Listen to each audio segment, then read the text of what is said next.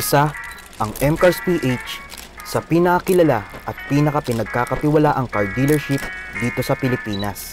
Mula Luzon, Visayas hanggang sa Mindanao ang kayang abutin ng MCARS PH. Ngunit sa lahat ng tagumpay na nakakamit at kinakamit ni MCARS PH, sino nga ba talaga ang nagtatag nito? Halina at kilalanin natin ang taong nasa likod ng lahat ng tagumpay ni MCARS.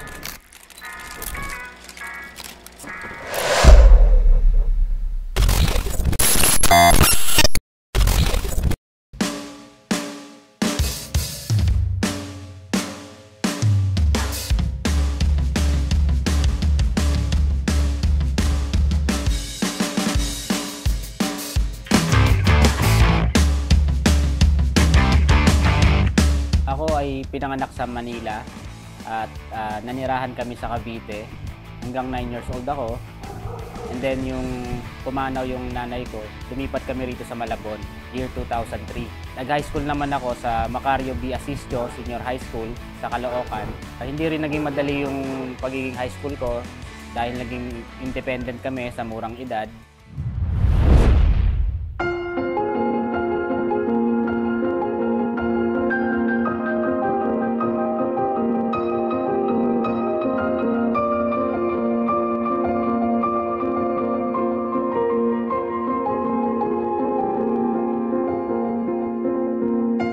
Time na nag-aaral siya, sa pagkakaalala ko, lahat ng teachers nakukonsumi sa kanya. Then, kapag may kasalanan siya, ang unang ilalapitan niya, sa pagkakaalam ko din, kahit hindi ako ang advisor niya, ako.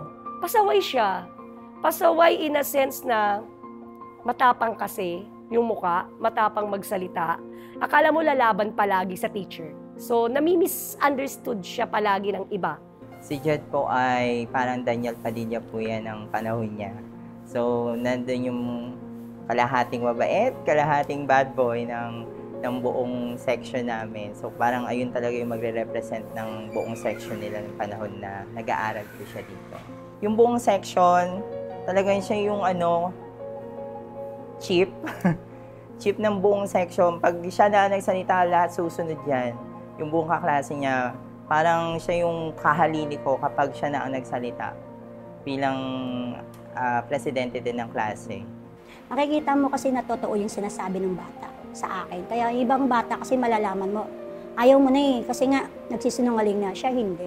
Totoo yung sinasabi niya. Kaya alam ko magiging successful to. Ang hindi ko lang talaga, super successful na siya talaga. Nakakatuwa. Proud ako bilang naging teacher niya at saka naging close sa kanya na isa na siyang successful business car owner. Ang galing, di ba?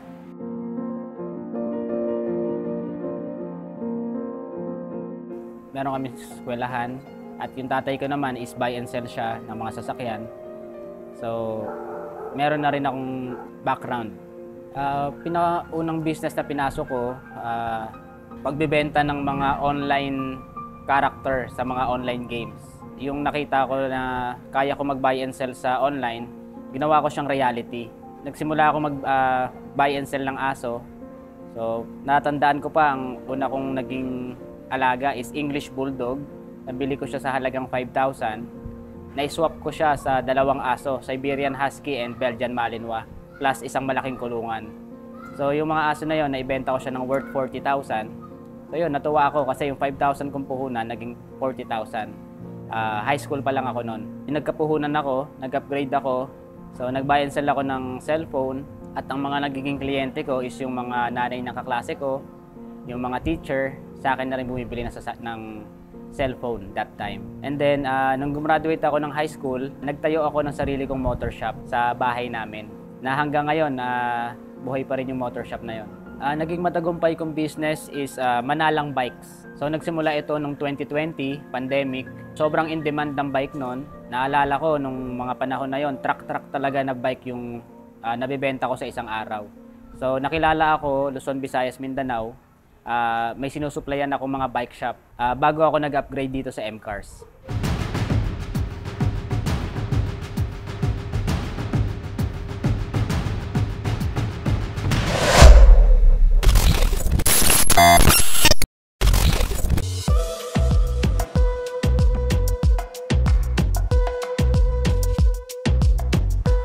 estudyante ko pa lang siya, alam ko someday may future yung batang yan. Kasi makikita mo, napaka-strong talaga ng personality niya.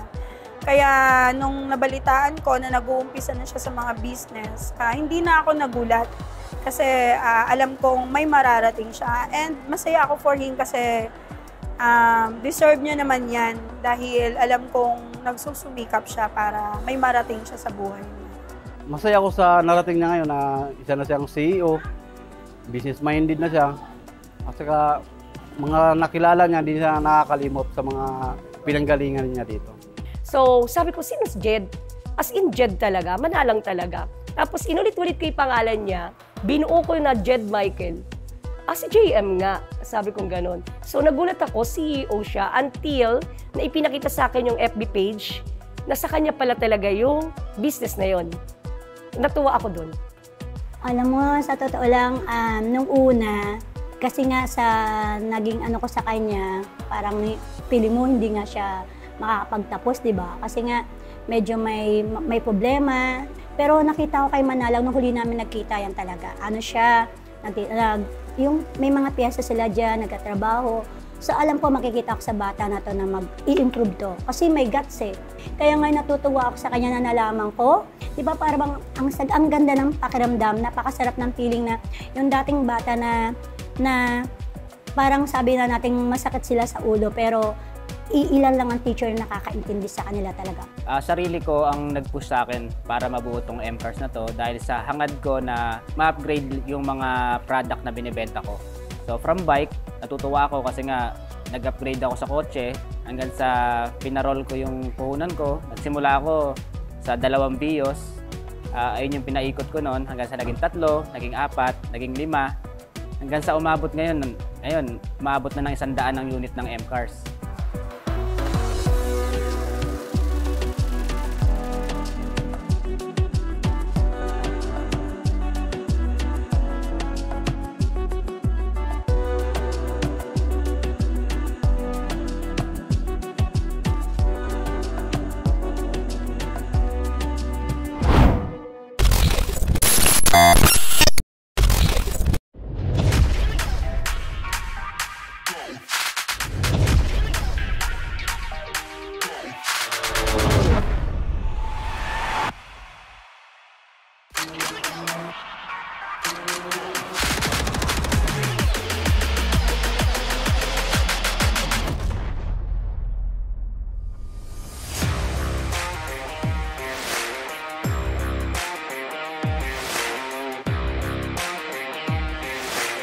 Sawa ka na ba sa biyahe ng buhay mo?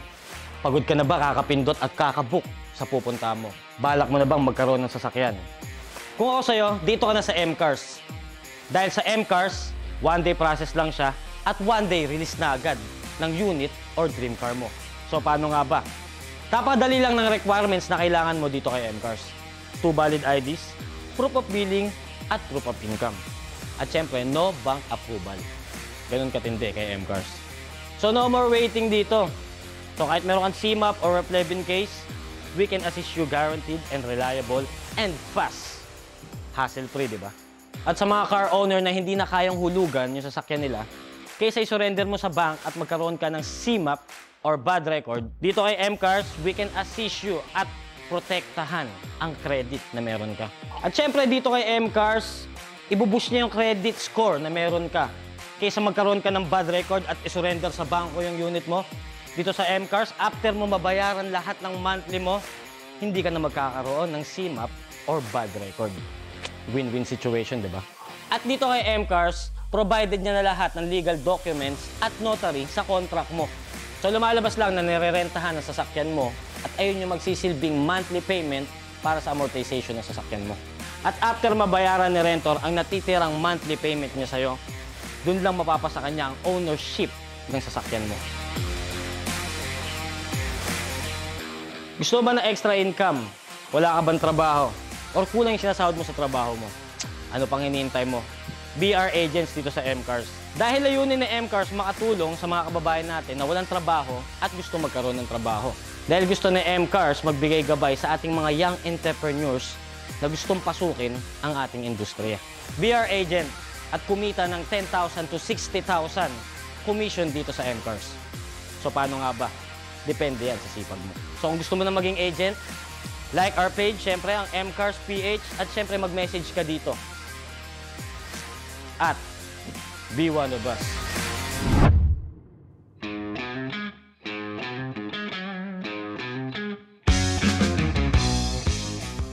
Ngayong alam na natin ang pinagmulan ni MCARS PH, ating subaybayan ang mga susunod na kabanata para mas maunawaan natin kung sino si MCARS, ano ang misyon ni MCARS at ano pa ang plano ni MCARS para sa komunidad. Hanggang sa muli, ito ang MCARS PH, a docu-series.